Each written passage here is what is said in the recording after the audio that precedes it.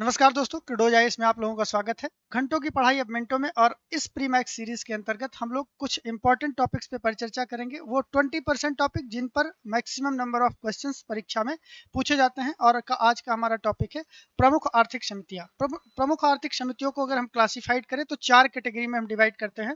पहला आपका banking sector में रिफॉर्म के लिए जो कमेटीज बनाई गई थी। दूसरी कैटेगरी है इसकी जो कि कर संबंधी सुधार के लिए बनाई गई थी। कुछ कमेटीज बनाई गई थी जो राजकोषीय और मौद्रिक नीति से संबंधित थी, और गरीबी से रिलेटेड कुछ समितियां बनाई गई थी। इन टॉपिक्स पे आप देखते हैं कि हर बार 1-2 नंबर के प्रश्न पूछे ही जाते हैं। तो बैंकिंग सेक्टर से रिलेटेड जो समितियां बनाई गई थी उसमें आपकी नरसिंहन समिति 1 जो कि 1991 में, RH खान समिति 1997 में, नरसिंहन समिति सेकंड जो थी 1998 में बनाई गई थी, रघुराम राजन समिति 2008 में, पीजे नायक समिति 2014 में, नचिकेता मोर समिति 2014 में, और उसके बाद में YH मालेग्राम समिति 2013 में बनाई गई थी। उसके बाद में कर से संबंधित, राजकोषीय नीति और मौद्रिक नीति, और गरीबी से।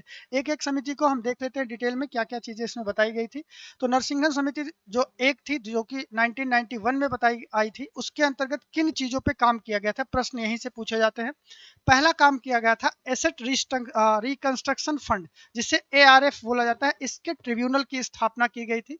दूसरा, वित्त मंत्रालय और RBI के दोहरे नियंत्रण को समाप्त किया गया था, हटाया गया था।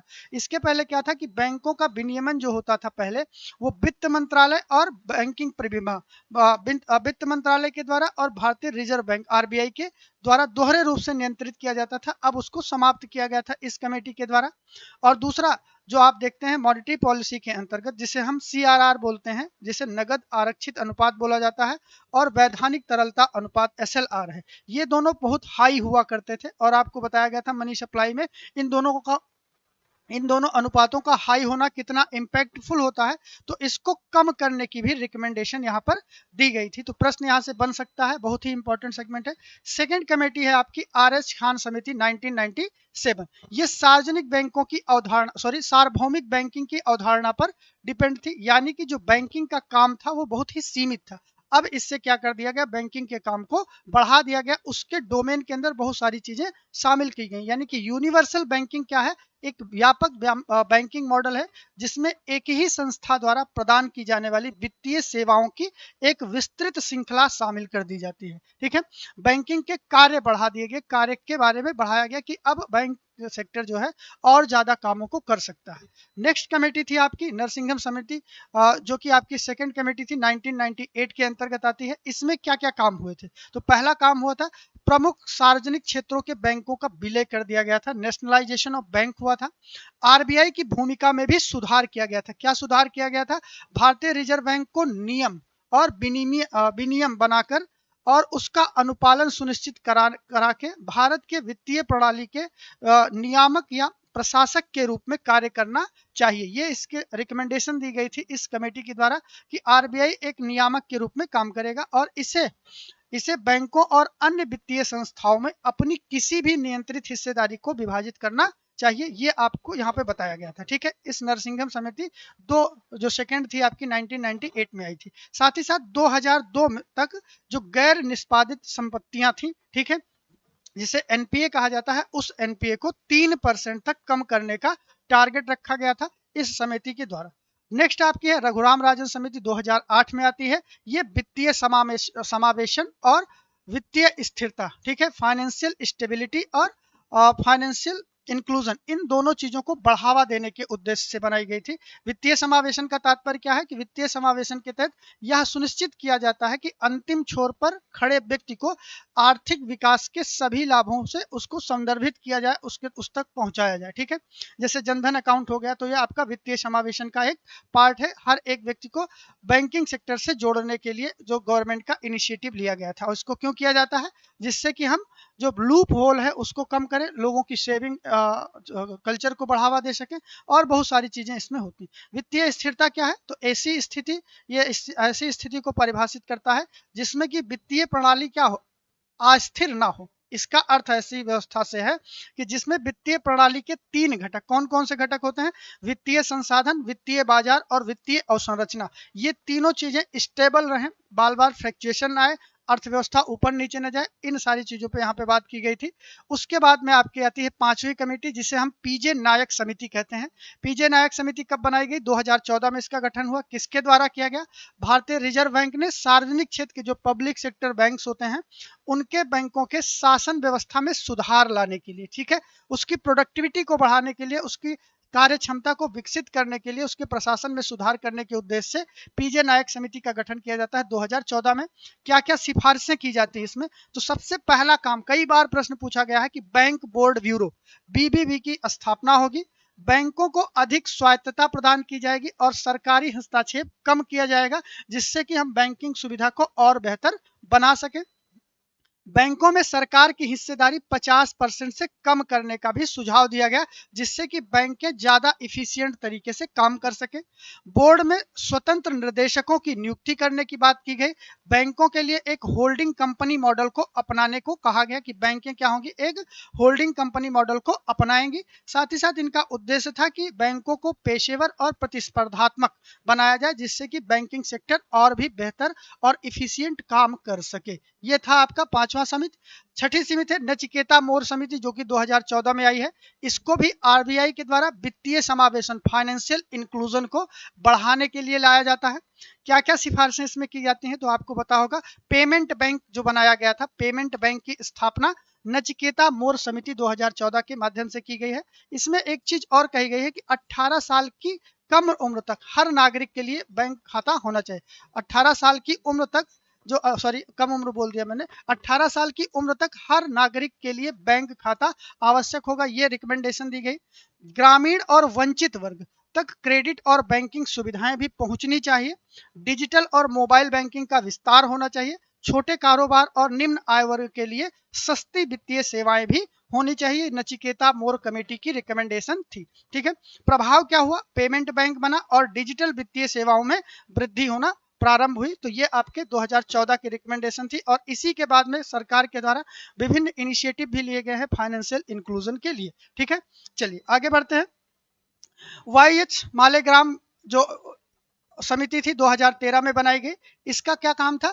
तो वाईएच मालेग्राम समिति 2013 का गठन, इसको भी भारतीय रिजर्व बैंक के द्वारा, आरबीआई के द्वारा बनाया जाता है। ये किस लिए लाई जाती है? तो बैंकिंग सेवाओं के जोखिम प्रबंधन, ठीक है, बहुत ही इंपॉर्टेंट कॉन्सेप्ट है। कई बार यहाँ से प्रश्न पूछा गया है कि बैंकिंग सेवाओं के जोखिम प्रबंधन और वित्तीय समावेशन में सुधार लाने के लिए कौन सी समिति का गठन किया गया था? तो वाईएच मालेग्राम समिति 2013 का गठन किया गया था आरबीआई के द्वारा। किसके लिए? बैंकिंग सेवाओं में जोखिम प्रबंधन और वित्तीय समावेशन के लिए। क्या मुख्य उद्देश्य क्या थे? तो सहकारी बैंकों के संचालन में सुधार करना, जो कोऑपरेटिव बैंक्स होती हैं उनके संचालन में सुधार करना, बैंकिंग क्षेत्र में जो घोटाले बढ़ रहे थे और जो धोखाधड़ियां बन रही थी उनको रोकने के लिए काम करना। साथ ही साथ माइक्रो फाइनेंस संस्थाएं, जो आपके एमएफआई होते हैं, माइक्रो फाइनेंस संस्थाएं जो होती हैं, इंस्टीट्यूशंस होते हैं, उनके कामकाज को सुव्यवस्थित करना। तो ये रिकमेंडेशन थी वाईएच मालेग्राम जो समिति बनाई गई थी 2013 के अंदर, ठीक है। तो यहाँ पर इनकी मुख्य उद्देश्य क्या थे? कौन कौन सी सिफारिशें थी? तो सहकारी बैंकों जो बैंकें होती हैं उनके लिए मजबूत निगरानी प्रणाली बनाना, यानी कि सर्विलांस सिस्टम, या जो उनका काम हो रहा है उस चीज को बढ़िया से मॉनिटर किया जा सके। माइक्रो फाइनेंस संस्थाओं को विनियमित करने के लिए स्पष्ट दिशा निर्देश भी यहाँ पर प्रदान किया गया था। बैंकिंग सेवाओं के लिए पारदर्शिता और जवाबदेही, ट्रांसपेरेंसी एंड अकाउंटेबिलिटी सुनिश्चित करने के लिए इस समिति की रिकमेंडेशन थी। साथ ही साथ छोटे और कमजोर बैंकों के लिए विलय या पुनर्गठन, ठीक है, विलय या पुनर्गठन पुनर्गठन का भी सुझाव दिया गया था। और इसके बाद में बहुत सारी बैंकों को जोड़ के नई बैंकों का निर्माण किया गया। उसके उदाहरण आपने करंट अफेयर के अंदर देखा होगा। प्रभाव क्या पड़ा इस समिति का? तो मालेग्राम समिति की सिफारिश ने सहकारी बैंकों और माइक्रो फाइनेंस क्षेत्र की दक्षता और भरोसे को सुधारने में काफी मदद की थी। तो ये सीरीज आपके लिए बहुत ही इंपॉर्टेंट है। इसको आप कभी भी सुन सकते हैं, जब भी आप पढ़ रहे हैं, खाना खा रहे हैं, उस टाइम पर आप इसको रिवीजन के लिए यूज कर सकते हैं। अब हम बात करेंगे दूसरा जो प्रकार था वो आपका कर संबंधी सुधार, यानी कि टैक्स रिफॉर्म से रिलेटेड जो भी कमेटी बनाई गई है उसके बारे में। तो इसमें जो कर सुधार के लिए भारत के अंदर जो कमेटी का निर्माण किया गया था, उसमें पहली कमेटी थी आपकी राजा जे चलैया समिति, जो कि 1991 में आई। और इसमें क्या किया गया? इसके द्वारा कर प्रणाली में सुधार के लिए इसमें बात की गई थी, इसमें कौन कौन सी रिकमेंडेशन दी गई थी, इस रिकमेंडेशन पर ही आधारित आपके प्रश्न पूछे जाएंगे। प्रत्यक्ष करों का हिस्सा बढ़ाना और अप्रत्यक्ष करों पर निर्भरता को घटाना, ठीक है, यानी कि डायरेक्ट टैक्स को ज्यादा कर दिया जाए और इनडायरेक्ट टैक्स को कम कर दिया जाए, जो गवर्नमेंट की डिपेंडेंसी है उसको, या ये रिकमेंडेशन दी गई। आयकर और कॉरपोरेट टैक्स दरों को सरल किया जाए, ठीक है, और ज्यादा उसको सरल किया जाए। कौन से? आयकर जो होता है इनकम टैक्स, और जो कॉरपोरेट टैक्स होता है उसको सरल करने के लिए काले धन पर नियंत्रण के उपाय के बारे में भी रिकमेंडेशन दी गई थी। और उसके बाद में जीएसटी जैसे व्यापक कर सुधार की भी न्यू इसी के द्वारा रखी गई, ठीक है। कर दायरा बढ़ाया गया इसके द्वारा। प्रभाव क्या पड़ा? इन सिफारिशों ने भारत की आधुनिक कर प्रणाली और जीएसटी के लिए एक आधारभूत संरचना तैयार करने का बेस बना दिया। तो जो राजा जी चलैया समिति थी 1991 में, इसके द्वारा ही रिकमेंडेशन के आधार पर ये चीजें बनी हैं। बहुत ही इंपॉर्टेंट सीरीज है आपके लिए, 10-15 मिनट के अंदर आपको पूरा कॉन्सेप्ट समझ में आ जाएगा। केलकर समिति 2002 में बनाई गई कर सुधार के लिए, ठीक है, कर प्रणाली में सुधार के लिए इसको भी निर्मित किया जाता है। इसमें क्या चीजें रिकमेंड की गई? तो इसमें रिकमेंडेशन दी गई कि आयकर छूट सीमा बढ़ाना और टैक्स स्लैब सरल करना, ठीक है। जो टैक्स स्लैब है, जैसे कि 0 से 1 लाख, 0 से 3 लाख, 0 से 7 लाख, 0 से 15 से 20 लाख, तो वो जो टैक्स स्लैब था उसको और सरल बनाना, और आयकर की जो छूट सीमा है उस छूट सीमा को भी बढ़ाने की बात यहाँ पर रिकमेंड की गई थी। सीमा शुल्क और उत्पाद शुल्क, इन दोनों को कम करने की बात किया गया था। यहाँ पर जीएसटी लागू करने की भी सिफारिश इस कमेटी के द्वारा 2002 के अंदर ही कर दी गई थी, ठीक है। टैक्स प्रशासन में डिजिटल प्रणाली को लाने की बात यहाँ पर रिकमेंड की जाती है, ठीक है, केलकर समिति 2002 के द्वारा। प्रभाव क्या पड़ा? सिफारिशों ने अपने आधुनिक कर सुधारों और जीएसटी की नींव को यहीं से प्रारंभ होता है, ठीक है। नेक्स्ट है आपका राजकोषीय और मौद्रिक नीति से संबंधित जो जो समितियां बनाई गई थी और उनके द्वारा क्या रिकमेंडेशन दिया गया था। तो उसमें है आपका एस तारापोर समिति, जो कि 1997 में बनाई जाती है। इसमें क्या क्या रिकमेंडेशन दी जाती है? तो इसका गठन किया जाता है पूंजी खाता परिवर्तनीयता का, ठीक है। तो जैसे हम आप देखते हैं बैलेंस ऑफ पेमेंट के अंतर्गत जो पूंजी खाता होता है, उस पूंजी खाते के अंदर कैपिटल अकाउंट कन्वर्टिबिलिटी का एक कॉन्सेप्ट हम देखे हैं। उसी चीज में रिकमेंडेशन के लिए क्या बनाया जाता है? एस तारापुर समिति 1997 का गठन किया जाता है। क्या क्या सिफारिशें इसमें की जाती है? तो सिफारिशें बहुत इंपॉर्टेंट है, क्योंकि प्रश्न सिफारिशों पर ही पूछे जाते हैं और किसी टॉपिक पर नहीं। तो पूंजी खाता में परिवर्तनशीलता को चरणबद्ध रूप से लागू किया जाना चाहिए। वित्तीय क्षेत्र में सुधार और बैंकिंग की कार्यक्षमता को बढ़ाया जाना चाहिए। मुद्रा स्थिरता को बढ़ाए रखना, यानी कि जो आपकी मनी स्टेबिलिटी है उसको मेंटेन करना। राजकोषीय घाटे को जीडीपी के 3.5% तक सीमित रखना, ये आपका बहुत ही इंपॉर्टेंट कॉन्सेप्ट यहाँ पर हो जाता है। प्रभाव क्या पड़ता है? भारत में आर्थिक उदारीकरण और विदेशी पूंजी प्रभाव को बढ़ावा मिलता है, और इससे जो आपका एफडीआई होता है वो तेज होता है, ठीक है। तो राजकोषीय और मौद्रिक नीति के अंतर्गत एस एस तारापुर समिति 1997 पूंजी खाता परिवर्तनीय या कैपिटल अकाउंट कन्वर्टिबिलिटी के ऊपर फोकस करती है, और ये रिकमेंडेशन उसमें पूछी जाती है। इन टॉपिक से सीधा स्टेटमेंट बना के प्रश्न पूछा जाता है। आप किसी भी एग्जाम को उठा के देख लीजिए, 1-2 नंबर के प्रश्न यहाँ से पूछे जाते हैं। ये सीरीज आपके लिए बहुत ही इंपॉर्टेंट है। नेक्स्ट है आपका एनके सिंह समिति, जो कि 2016 में बनाई जाती है। इसमें क्या क्या रिकमेंडेशन की जाती है? तो एनके सिंह समिति 2016 का गठन भारत सरकार के द्वारा, ठीक है, भारत सरकार के द्वारा राजकोषीय उत्तरदायित्व, ठीक है, फिजिकल अकाउंटेबिलिटी और बजट मैनेजमेंट, यानी कि एफआरबीएम एक्ट जो है उसके उस कानून के तहत राजकोषीय घाटे, ठीक है, जो आपका फिजिकल डेफिसिट होता है, और सरकारी वित्तीय प्रबंधन, सरकारी वित्तीय प्रबंधन, इसकी समीक्षा करने के लिए इसको बनाया जाता है एनके सिंह समिति, जो कि 2016 में बनाई जाती है। क्या क्या रिकमेंडेशन होती हैं इनकी? तो पहली रिकमेंडेशन होती है कि राजकोषीय घाटा, जो आपका फिजिकल डेफिसिट है, उसको जीडीपी के 3% तक सीमित रखने का सुझाव दिया जाता है। वित्तीय स्थिरता को सुनिश्चित करने के लिए राजकोषीय लक्ष्य को मध्यम और दीर्घकालिक दृष्टिकोण तय करना होता है। जो व्यय नीति है, व्यय नीति में सुधार और कुशल सार्वजनिक निवेश पर ध्यान केंद्रित किया जाता है। संसाधन जुटाने के लिए उच्च प्रदर्शन वाली सार्वजनिक निजी भागीदारी, यानी कि जो पीपीपी मॉडल होता है, उसको बढ़ावा देने की बात की जाती है एनके सिंह समिति के द्वारा। नेक्स्ट आपका है उर्जित पटेल समिति, 2014 में बनाई जाती है। उर्जित पटेल समिति किसके लिए बनाई जाती है? तो मुद्रास्फीति का लक्ष्यीकरण कर, जो महंगाई है उस महंगाई को लक्षित करने के उद्देश्य से इसको लाया जाता है। इसमें उपाय के रूप में WPI की तुलना में CPI पर अधिक बल दिया जाता है और इसी के साथ मौद्रिक नीति समिति का गठन भी किया जाता है। ठीक है, ये रिकमेंडेशन थी। कौन कौन सी सिफारिश की गई? तो मुद्रास्फीति का जो लक्ष्य है वो 4%, 2% इसके ऊपर या 2% इसके नीचे, तो ये आपका 4 ± 2 ये रखा गया था इसका टारगेट। क्लियर है? मौद्रिक नीति समिति यानी कि मॉनेटरी पॉलिसी जो कमेटी होती है उसकी स्थापना की गई। मुद्रास्फीति आंकड़े को सटीक और पारदर्शी बनाने की बात की गई थी इसमें, और इसका प्रभाव क्या पड़ता है? तो समिति की सिफारिशों के आधार पर मॉनेटरी पॉलिसी कमेटी बनी और मुद्रास्फीति नियंत्रण में नियंत्रित करने में मदद मिली इसके बाद से ही। ठीक है, तो जो आपको मॉनेटरी पॉलिसी के अंदर हमने टूल्स बताए थे, उन टूल्स को मैनिपुलेट करने के लिए, इसको बनाए रखने के लिए और मौद्रिक नीति समिति का निर्माण करने के लिए उर्जित पटेल समिति 2014 बहुत ही इंपॉर्टेंट है। नेक्स्ट आपका है आर्टिकल इसमें जो है, ठीक है, तो यहाँ पर दो चीजें हमने देखा, एक होता है WPI और एक होता है CPI। WPI और CPI क्या है? तो WPI होलसेल प्राइस इंडेक्स के रूप में जाना जाता है, यानी कि थोक मूल्य सूचकांक के रूप में जाना जाता है।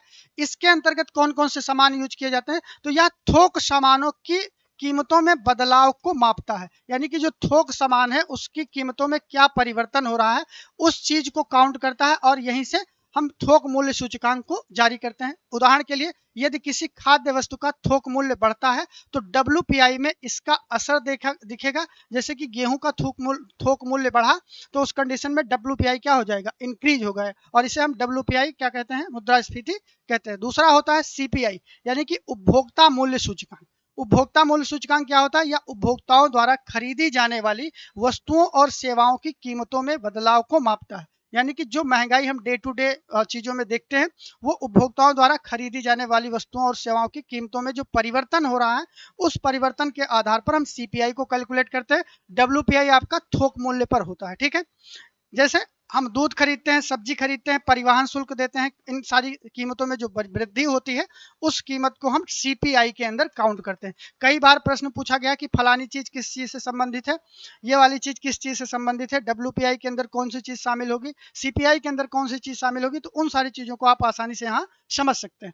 गरीबी से रिलेटेड अगर हम बात करें, गरीबी से रिलेटेड जो भी समितियां निर्मित की गई थी उसमें आपका है अलग समिति जो कि 1979 के अंदर बनाई जाती है। ये ग्रामीण और शहरी क्षेत्रों के लिए गरीबी रेखा का अनुमान लगाना और गरीबी रेखा तय करने के लिए पहली समिति है जो भारत के अंदर बनाई जाती है। क्या क्या रिकमेंडेशन दी जाती है? तो पहली रिकमेंडेशन होती है कि गरीबी रेखा का निर्धारण किस चीज पर होना चाहिए?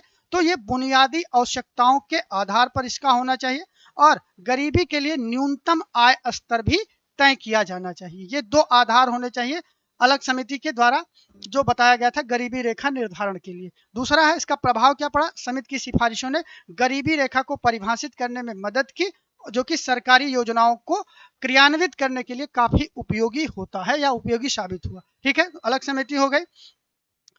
उसके बाद में लकड़ा वाला समिति जो कि 1993 में बनाई गई गरीबी के लिए। इसमें क्या क्या रिकमेंडेशन दी गई? तो गरीबों का अनुपात और उनकी संख्या का अनुवृत्त इसको जारी करने के लिए पहले की तरह कैलोरी की खपत के आधार पर उपभोग व्यय की गणना की जानी चाहिए। ये मतलब कि जो कैलोरी खपत है उसके आधार पर गरीबी को परिभाषित करने के लिए राज्य विशिष्ट गरीबी रेखाओं का निर्माण किया जाना चाहिए, यानी कि जो स्टेट स्पेसिफिक पॉवर्टी लाइन होती हैं उनको डिफाइन किया जाना चाहिए, उनका निर्माण किया जाना चाहिए और उन्हें शहरी क्षेत्रों में जो शहरी क्षेत्र का CPI होता है वो और ग्रामीण क्षेत्र का जो CPI होता है वो उनका उपयोग करते हुए उसका अद्यतन किया जाना चाहिए, यानी उसका निर्णय बनाना चाहिए। ठीक है, नेक्स्ट है राष्ट्रीय लेखा समितियों और सांख्यिकी के आधार पर गरीबी के अनुमानों को बढ़ाने की छूट भी दी जानी चाहिए, ये रिकमेंडेशन दी गई। उसके बाद में आपकी आती है तेंदुलकर समिति। तेंदुलकर समिति 2009 में आती है। ये जो शहरी गरीब होते हैं उनकी दैनिक व्यय 33 रुपए और जो ग्रामीण गरीब होते हैं उनका दैनिक व्यय जो है 27 रुपए होना चाहिए। ये रिकमेंडेशन दी गई तेंदुलकर समिति 2009 के द्वारा। क्या क्या सिफारिशें इसमें की गई? तो गरीबी रेखा का निर्धारण खाद्य और गैर खाद्य खर्च के आधार पर होना चाहिए। किस पर? खाद्य और गैर खाद्य खर्च के आधार पर होना चाहिए। शहरी और ग्रामीण क्षेत्र के लिए अलग अलग गरीबी रेखा तय करनी चाहिए। सर्वेक्षण आधारित माप का उपयोग होना चाहिए और प्रभाव इसका क्या पड़ता है? इससे गरीबी रेखा को अधिक वास्तविक और समाज आधारित बनाने में मदद मिली थी। किसके द्वारा? तेंदुलकर समिति 2009 के द्वारा। गरीबी वाले से कई बार आपने देखा होगा कि प्रश्न बने हुए हैं, प्रश्न पूछे गए हैं। नेक्स्ट है आपका रंगराजन समिति 2012 में बनाई गई। इसके द्वारा भी ये जो दैनिक व्यय था इसको थोड़ा सा बढ़ाया गया। शहरी गरीब के लिए 47 रुपए और ग्रामीण गरीब के लिए शहरी गरीब के लिए 47 रुपए और ग्रामीण गरीब के लिए 32 रुपए दैनिक व्यय की निर्धारण किया गया। गठन इसका क्या किया जाता है, विनिवेशन के लिए किया गया था। रंगराजन समिति ने व्यय आधारित गरीबी दर से परे जाकर वंचन के व्यापक बहुआयामी दृष्टिकोण के संभावना की जांच करने का एक अवसर गवा दिया था इसमें। ठीक है, योजना आयोग द्वारा ग्रामीण क्षेत्रों के लिए प्रतिदिन 22 रुपए की गरीबी रेखा सुझाने पर राष्ट्रीय आक्रोश की पृष्ठभूमि में समिति का गठन किया गया था। इसी उद्देश्य से कि पहले योजना आयोग के द्वारा 22 रुपए बताया रिकमेंडेशन से कम था, इस वजह से इस समिति को बनाया गया। इसमें विभिन्न पद्धतियों का भी उपयोग किया गया, जिसमें एक परिवार को गरीब माना जाएगा यदि वह बचत करने में असमर्थ है। पैसा कमा रहा है, बचत नहीं, वो भी गरीब ही आएगा। ठीक है, रंगराजन समिति का अनुमान centre for monitoring Indian economy, जिसे CMIE वाला बोलते हैं, उसके द्वारा घरों के एक स्वतंत्र बड़े सर्वेक्षण पर आधारित करके बनाया गया था। विनिवेशन और निजीकरण तकनीकी अर्थों में दो अलग शब्द हैं, हालांकि दोनों में सार्वजनिक क्षेत्र के उपक्रमों में सरकार के हिस्सेदारी की बिक्री भी शामिल है, तो इसको भी रिकमेंड किया गया। इसमें विनिवेशन के 4 तरीके, व्यापार, बिक्री और शेयर की पेशकश इजात पा सकते हैं, गरीबी से आगे बढ़ सकते हैं। विनिवेशन का एक पारदर्शी प्रक्रिया होगी जो कि श्रमिकों के अधिकारों की रक्षा करेगी। विनिवेश की जाने वाली इकाइयों की पहचान की जानी चाहिए और रक्षा तथा परमाणु ऊर्जा को छोड़कर किसी भी स्तर तक विनिवेशन है जहां सरकार के अंशों की बहुतायता हो। तो यानी कि सरकार का जो विनिवेशन का पार्ट है, डिसइन्वेस्टमेंट का पार्ट है, वो भी यहीं से शुरुआत किया जाता है। तो कुल मिला के आज का ये सेशन आपके लिए बहुत ही महत्वपूर्ण रहा, जिसमें आपको अगर इस सीरीज को आप फॉलो करते हैं तो इन सारी समितियों से 1-2 प्रश्न आपके पूछे ही जाने हैं और इसको आप बहुत बेहतर तरीके से तैयार कर सकते हैं। इसी तरह से बहुत सारे टॉपिक्स की एक सीरीज आप लोगों के सामने बहुत जल्द प्रस्तुत होने वाली है। बने रहिए प्रीमैक्स सीरीज ट्रेडोज आईएएस की प्रस्तुति के साथ में और अपने पूरे पाठ्यक्रम को रिवाइज करते रहिए। इसको आप 2x या 1.5x पे लगा के आप अच्छा आसानी से सुन सकते हैं। जो भी चीजें आप पढ़ रहे हैं, जो जो इंपॉर्टेंट टॉपिक्स हैं, वो इस प्रीमैक्स सीरीज के अंतर्गत हम आपको वीडियो रिकॉर्डिंग फॉर्मेट में उपलब्ध करवाते रहेंगे। तो ये इस वीडियो के लिए इतना ही। नेक्स्ट वीडियो में हम लोग बात करेंगे जितने भी आपके सूचकांक हैं और जितने भी आपके आयोग हैं। Thank you.